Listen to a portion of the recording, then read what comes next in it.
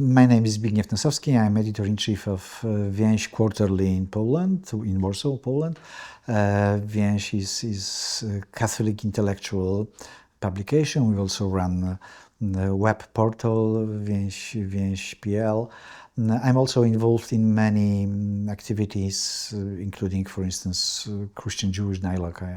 For many years I served as a Christian co-chairman of the Polish Council of Christians and Jews, plus a couple of others. Yeah.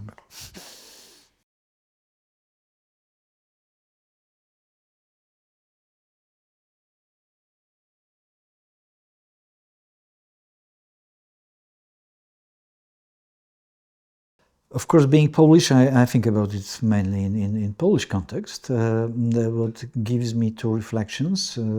The first is a recollection of past 8 years when law and justice had a total power in Poland.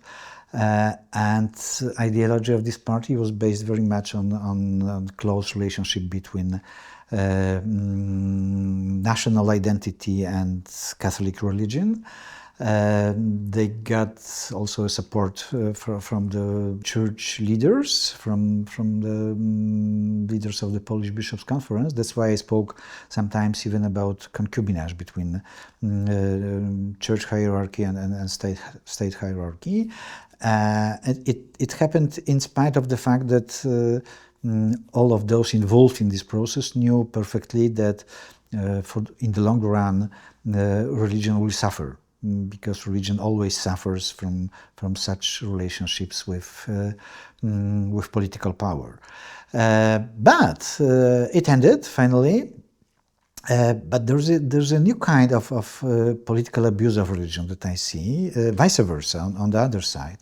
In the present ruling coalition in Poland, we have left-wing groups which, in my opinion at least, because they think otherwise, in my opinion, they use religion as a tool of their political game.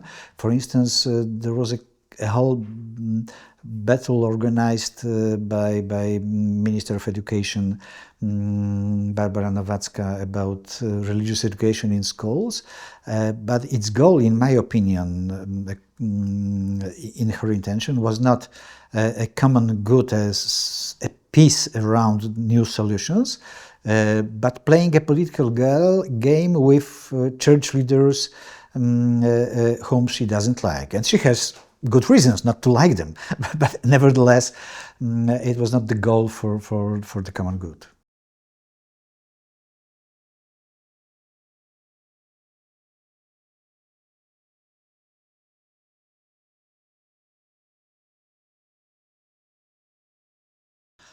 Well, I think it's a universal phenomenon, and it happens in many cultural contexts, and it uses different religions. It applies different religions.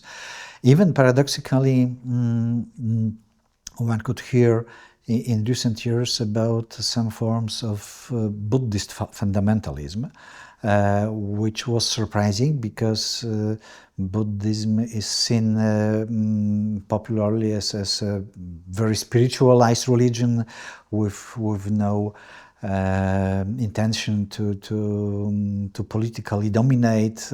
And it happened that also Buddhism may be interpreted in this way. It means that kind of mixture between religion and religious and national identity. If it's strong, it may build dangerous fundamentalist interpretation. Doesn't matter if it concerns Christians, Jews, Muslims, Buddhists, or believers of other religions.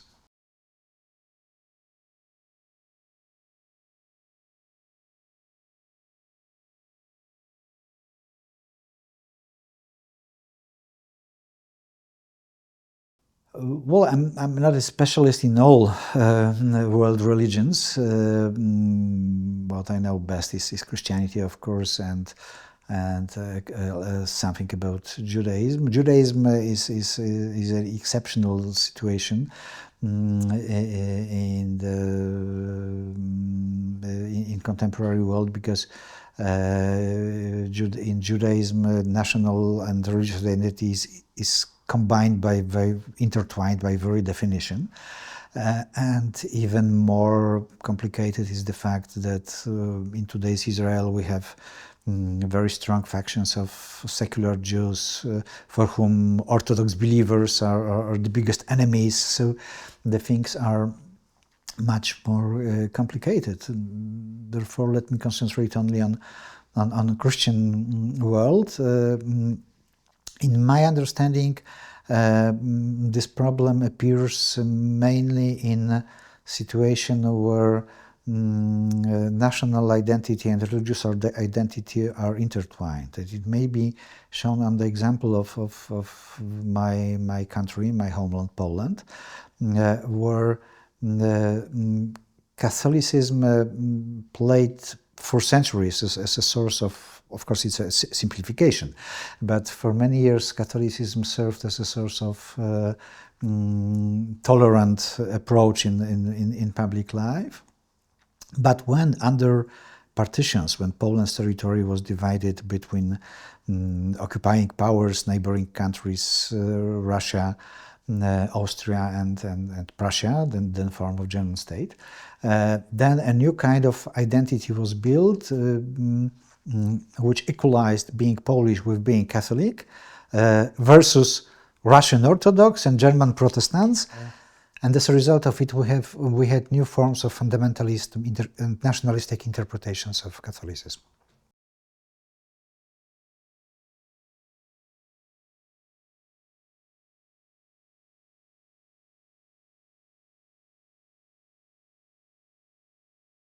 Yes, I met many examples of such abuses in different countries. First of all, of course, in my home country. I even for many years researched and described ways in which religion was used in certain political campaigns, in presidential elections, in parliamentary elections, in local elections. And Polish situation always gave plenty of examples, because in Poland there were parishes, Catholic parishes are important part of public life, especially in small local communities. Always election campaigns, always organizes itself around parishes, around Sunday masses, and things like that.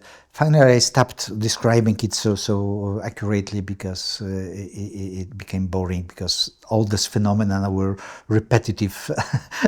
Only names of politicians or church leaders were changing. In my perception, it all were examples of a kind of politics that was unable to find any other stable foundations. So they tried to use church's authority, religious identity of important to many people, as a kind of fuel for their politics.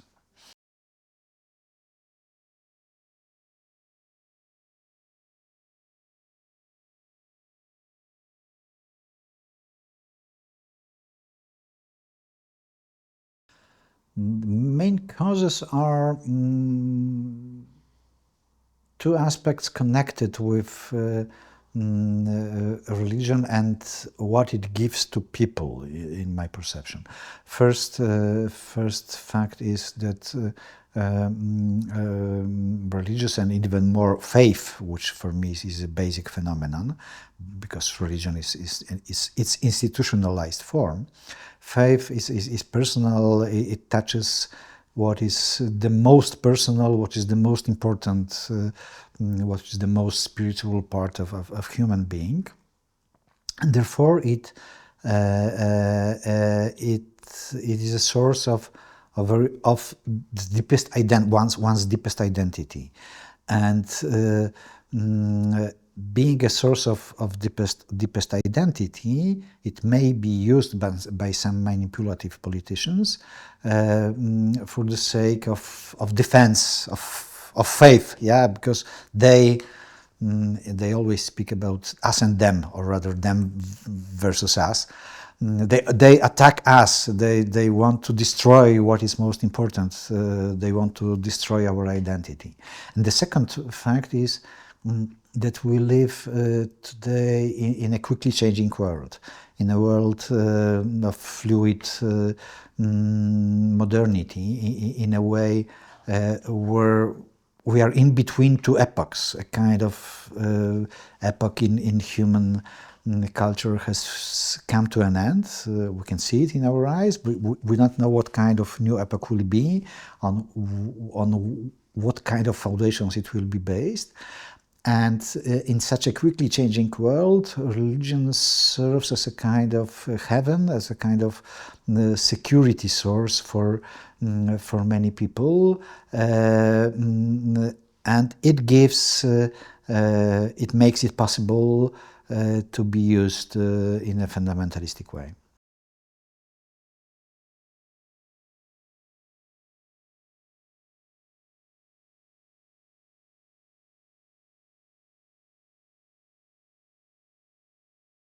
It's strengthening such a resistance is a task, first of all, for religious leaders, because they are responsible for presenting to their believers that what they believe, what they accept, the value they approve, should never be used against other people. In Christianity, it is especially visible since we speak about love of neighbor as a absolutely central value. And love of neighbor should never be interpreted against others, because in the name of love of neighbor, you should never hate a neighbor. You should rather give place in social life to those who even think absolutely differently than you, who believe in other values, other forms of life, and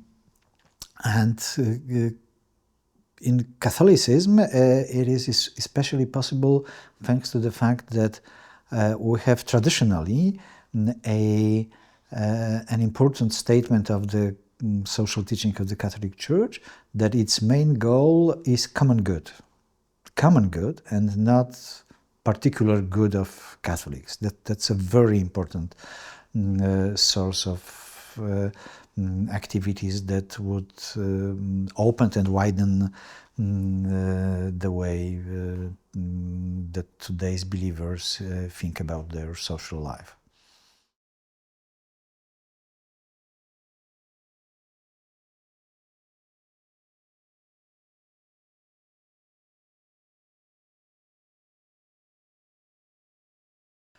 Yes, religion can absolutely play a very positive role, but I would rather say it first of all in accordance to faith and not religion, because faith is a relationship with God. Faith is a personal way of life. Faith is something very personal. It's not private. It has a communal, a missionary even aspect. So it's not only private, but it's very personal. Whereas religion is institutional form of life of believers, yeah? And then religion becomes a source of identity, and it may be easier used politically. So in my opinion, if religious leaders are supposed to do something positive in this field, they should first of all stress this personal aspect of faith in order to show this potential this loving potential of, of religion, I would say. And a good example may be what and the whole ecumenical movement, or some new examples of what Pope Francis is doing, presenting universal brotherhood as a goal of social life.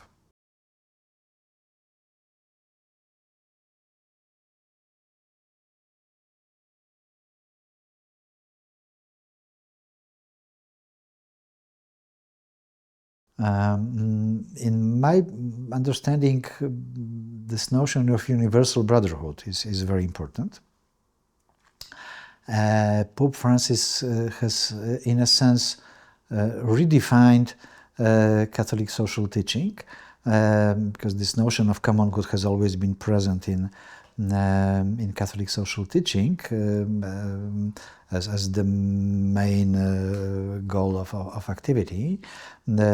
Pope Francis has redefined it and presented in a new way to a pluralistic world. World is becoming more and more pluralistic, and nobody now dreams of stopping this process. Therefore, Pope Francis presented a vision of universal brotherhood, especially in his encyclical Fratelli Tutti, what means we all are brothers. And he stresses very much importance of such universal brotherhood in all his meetings in many different parts of the world. Recently he visited, for instance, Indonesia or Papua New Guinea, and has in all these places spoken about universal brotherhood, signed some declarations with Muslim leaders of these nations, which is very important, which shows, and he repeats all the time, that religion can never be used against others, because its goal is to build peace, to build universal brotherhood.